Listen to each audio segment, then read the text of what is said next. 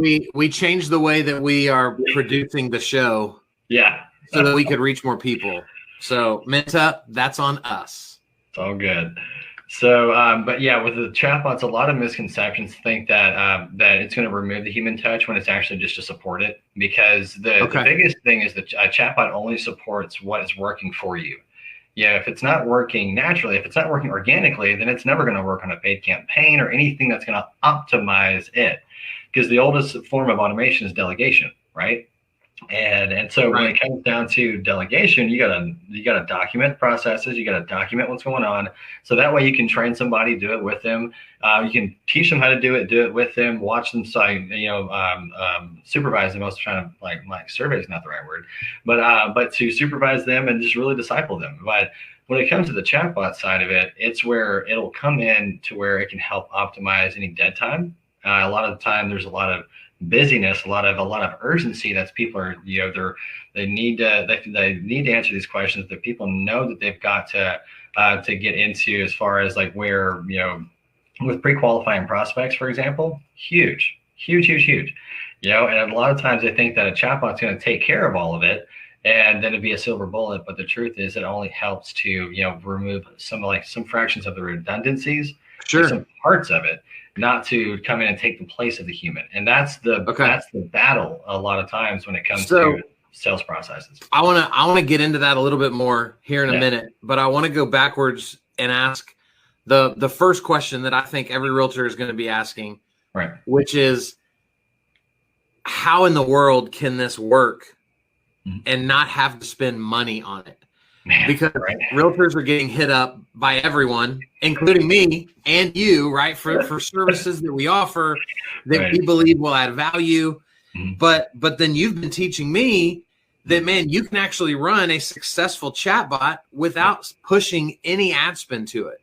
Right. So talk us through, like, how is that even possible, and what does that look like? Well, I kind of bring it back to like, what is viral content? What is good content? And, kind of like bring it and reconnecting that to what you even talk about. Because with good content, I mean, what is an ad? It's content with money put behind it to target a specific crowd of people. Right. That's it. That's your buyer demographic. That's your seller demographic. That's your rehabber, the person who's in foreclosure, whatever side of real estate you focus on, whether it's from being an agent to being a broker to being into the overages side of it to being a flipper, whatever it is. And that's where, when it comes down to what is an ad, all it is content that speaks to your demographic, but with a little bit of a rocket booster behind it. But you got to make sure that actually works. Because how many people have you seen that complain about their ad accounts being shut down or whatever the case is? It's because they more than likely did not put in the time and effort or the elbow grease to find out what would work and what would not work. And that's why with ad campaigns, a lot of folks, they get put money into it to find out what works. And that's why a lot of marketing companies that are out there, what they'll do is that they'll actually tell you something and then unknowingly behind the scenes experiment and try to figure it out while they pull in your money, which is terrible. I have genuine experience when it comes to owning a landscaping company to understanding from the ground up. Well, I was part of a BNI, and so when it comes to organic content, kind of bringing it back to that. How organic content really works is based on human psychology and helping connect with folks, building the relationship. And so the chatbot needs to be able to connect with folks in a way to say, hey, look, I'm obviously a chatbot. Duh. You're not like, people aren't stupid. And so it's like introducing it and having the right introduction to asking the right questions to going to scheduling an appointment. And because a lot of times, if they don't have the right credit score, say you're an agent or a broker, they don't have the right credit score with the budgets, and they have a penny budget with a wine taste, right? It's like, let's go ahead and kick them out, or even reroute them over to a strategic partner that you may have who can help them with the credit repair and then boomerang them back over to you. You're always So guys, let me break down what Jeremy just said. Sorry, because he sometimes talks way smarter than I'm not going to say for you guys, but definitely for me. So you guys drop any comments or questions you have in the comments. Jeremy, what you're saying is right. you can set up your chatbot in such a way that you can identify where the individual believes their credit is. And if it's under what you want to work with as your next client, it can instantly be redirected through automation to your credit repair partner. Right. To either call them or email them or even ask questions on their behalf. Guys, it's incredible. Guys, I think what I hate about watching our industry is I believe so many leads just get thrown out because they don't meet your need today. Right. So you don't know how to nurture. You don't know how to play the long game. And so you get rid of so many great opportunities that next year could be 30 transactions. Oh, gosh. But because they weren't ready to buy in 30 days, dude, we got to hit on that too. Threw them to the curb. We got to hit on the follow-up. Like, oh, my gosh. I've worked with real estate agents and brokers for almost 8 years. And from different angles, from building like different types of the marketing ecosystems to even there's a program that I know that works it's like science that for postcards and greeting cards. Real estate brokers and agents all like hands down boost a business by 20% in 6 months, and the follow up hardly ever happens. And I promise you, the common denominator between every single agent who is stressed out, who can't keep track of stuff, is they're not following up and they don't have a way to follow up. And that's where a lot of times they get bogged down by that, and they can't stay on the front face of it. And that's where the chatbot comes in, because a lot of times they get sucked into the tornado of answering all these redundant questions, all these dumb stuff that for like how people are asking. You're like, I need to pray for them.